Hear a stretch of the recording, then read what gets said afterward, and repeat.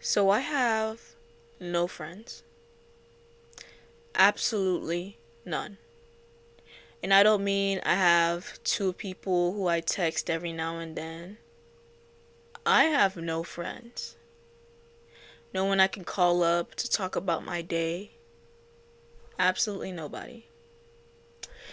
So when I started this channel, it was because I kept running into the same wall with people. Don't get me wrong, I am a very social person. I have the guts, the cojones, to go up to people and say, "Hi, I'm Emanuela. Nice to meet you." I have the personality, I believe. I can keep a conversation going. And it's not that I can't maintain these friendships. It's not that I have too much social anxiety to meet these people. It's that after some months, a sense of envy grows. But let's pause that subject at there. So I'm in my early 20s. And for me to sit online on this video and to admit that I have zero friends, even from 7 months ago when I started recording this video, that's really when this isolation started. In which I wouldn't call it isolation because I still go out every single day and I talk to people. I hear people's stories, we have normal conversations. I'm a social creature, so we're humans, you know? Yeah. Um, it just feels weird to say it. Like, how in 7 months have I not been able to make a person stick? And it sounds disheartening, it does.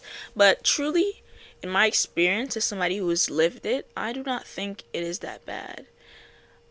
Personally for me, it's because I do not put my self-worth in the amount of people that I have in my circle, whether it is 0 or whether it is 10. You know, a lot of people have 10 people they can call every single day, but they still feel alone. So my question is, why?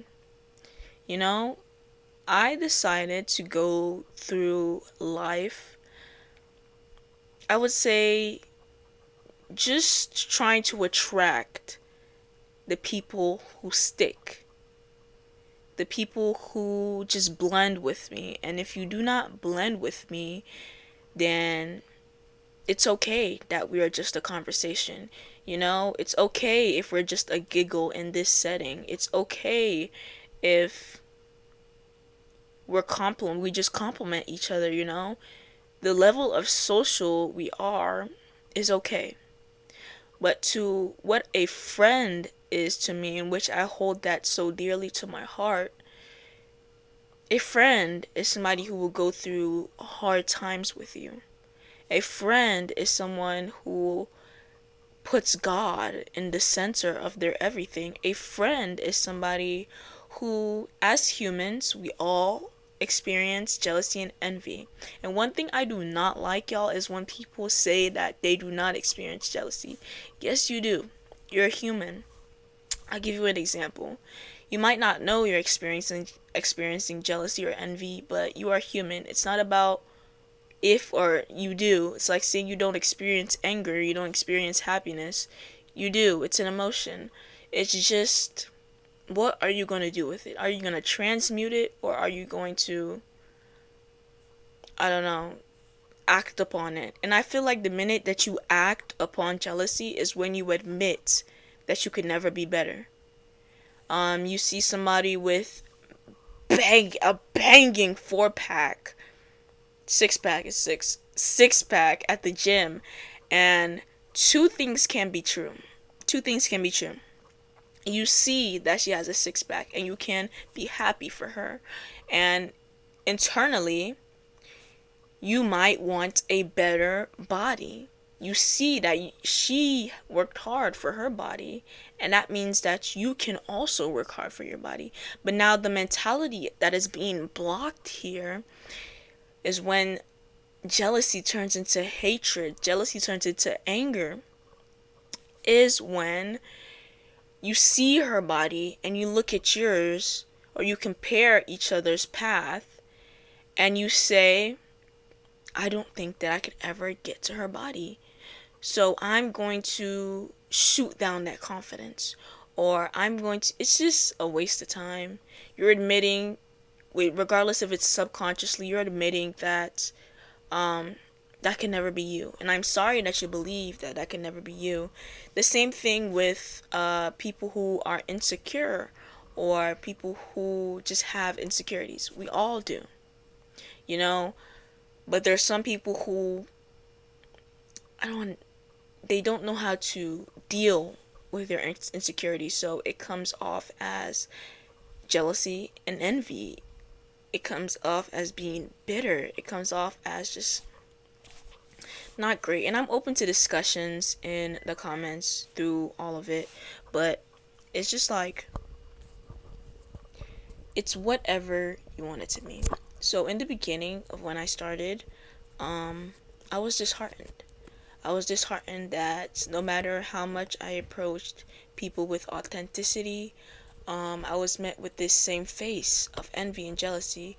I was upset at how things kept working out. I was disheartened, I didn't really understand or was that deep into my relationship with God to understand what was going on. So, I took it a bit personally, and I've healed from that. I'm not scorned. I'm not like, I'll never have a friend again because people are evil.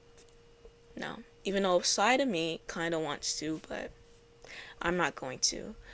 I just feel like I welcomed, like I said, hi, I'm Emanuela. And, we have a good chat, good this, good that. And I didn't really I was very open with people. I'm really good at connecting with different varieties of people. So when it is somebody who is insecure, I more pity them. I don't go, oh, you're insecure, so we cannot be friends. I go, wow, maybe I can help her, uplift her confidence. But you have to understand, it's like somebody who is sensitive subject, but the truth.